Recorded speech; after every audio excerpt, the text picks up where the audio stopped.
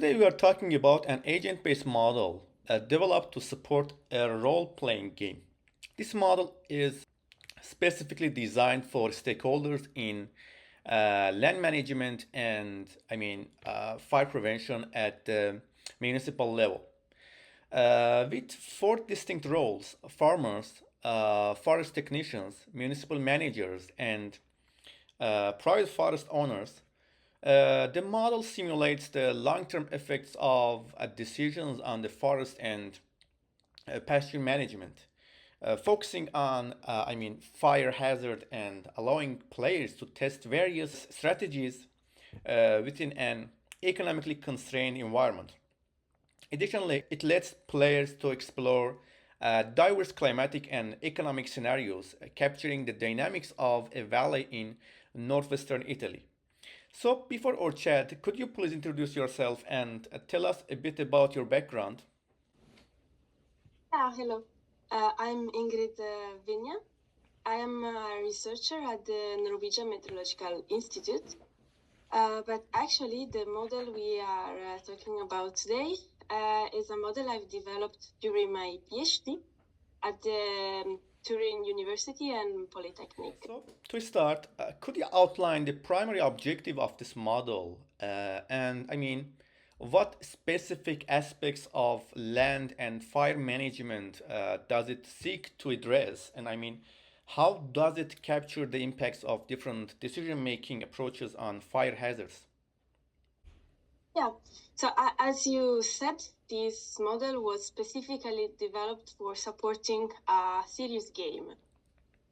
So the idea is that it could be a supporting tool and working as the board of a board game, so that when players make decisions, these decisions are translated into input for the model, and then they can see on the model interface how their decisions impact the landscape in a long-term perspective. These kind of decisions are, for example, cutting a forest, thinning a forest, deciding where to bring the animals, the cows in this case, to which kind of pastures. All these kind of decisions modify the landscape, the characteristics of the landscape, and have an impact on the fire hazard. So to explain a little bit how the game works, is that the players take the roles, different roles, the roles that you mentioned.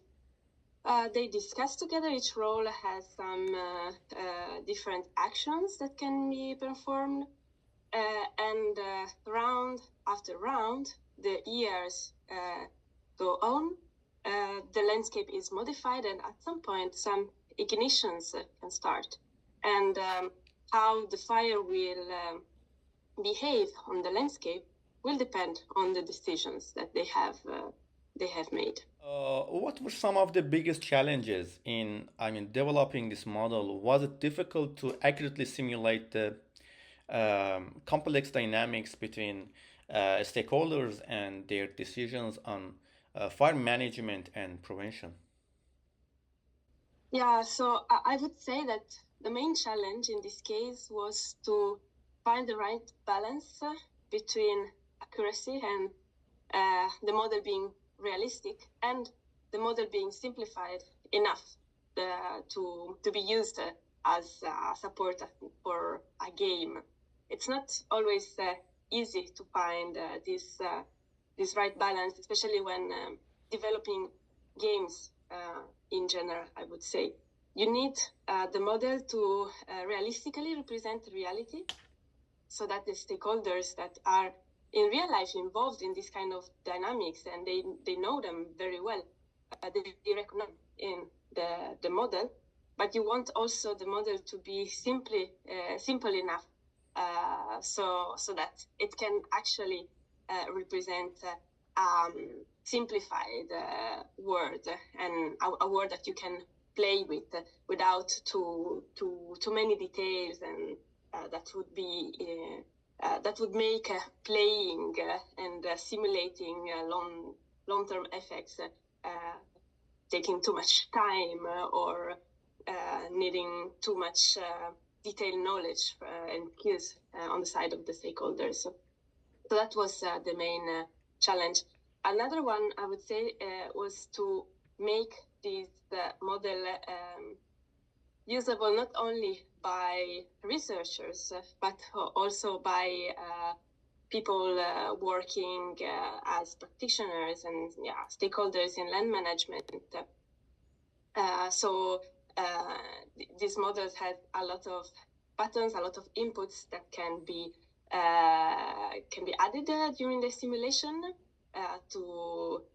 that correspond to the actions, to the decisions of the players, and the interface of the model, the word that is represented, looks like a bit like a grid, and each cell of the grid represents a box, a patch of landscape.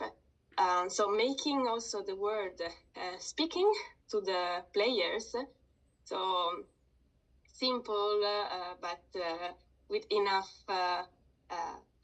layout details so that the players could recognize the different kind of landscape areas. So this is a pasture, this is a forest, or this forest is older than this other forest. That was also a challenge.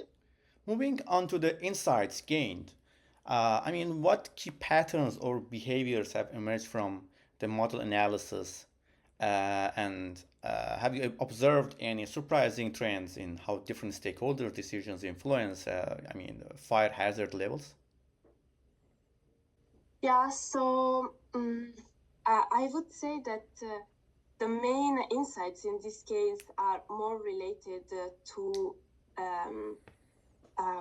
the game sessions themselves. So as I said, this model was developed not to be used as a model on its own, but to support game sessions. And during the game sessions, what happened is that through the game, the stakeholders involved, they discuss about the same issues and challenges that actually have in the reality. And after the gameplay, this is what you want them to do. You want them to make the link between what happened during the game and what happens in their reality. So what can they learn or apply from the game session to their actual reality? And these kind of insights, they varied from what are the main challenges to the collaboration among stakeholders. So, for example, economic constraints or the difficulties in having a long-term perspective in the decision making. How fundings affect the decision making, sometimes positively, sometimes negatively. Then there are also some insights that rely more to the model itself, but again, it is linked to how the stakeholders used it. And one important one, I would say that is linked to the main idea behind the model. The main idea supporting the dynamics in the model is that the more you manage the land, so the more you take actions by thinning the forest or grazing the pastures, the less the fire hazard is on your landscape.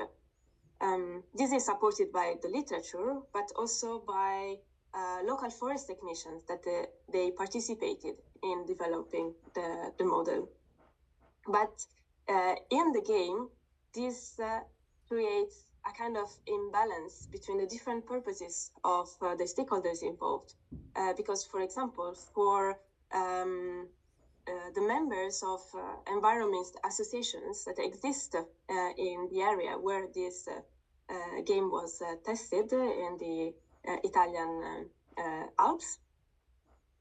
For them, not taking action on the landscape is a positive, has a positive value in itself, and this is not at all present in the model as it is, and it's not present because these kind of stakeholders were not involved in developing the model itself before using it for the game session. So this, I would say, was an aspect that was also creating some frictions between the interesting to notice, and maybe in the future interesting to try to integrate also into the model. You've made this model available through comsys.net. Were there any specific challenges in making this model accessible and available there? And I mean, ensuring clear documentation for other users. Yeah, so I would say that it was not a bit difficult. Was to create a documentation that was including not only the details about how the model works and how to use the model, but also how to use the model in the context of a game session, because this model has no big meaning without the game around it, and there is no standard at the moment for how to do it, how to write a clear documentation that integrates at the same time the more participatory aspect and social aspect of the game session and the technical aspect of the model itself. So we tried. But yes, I would say that was maybe the most difficult aspect. So thank you very much for this insightful conversation. Thank you.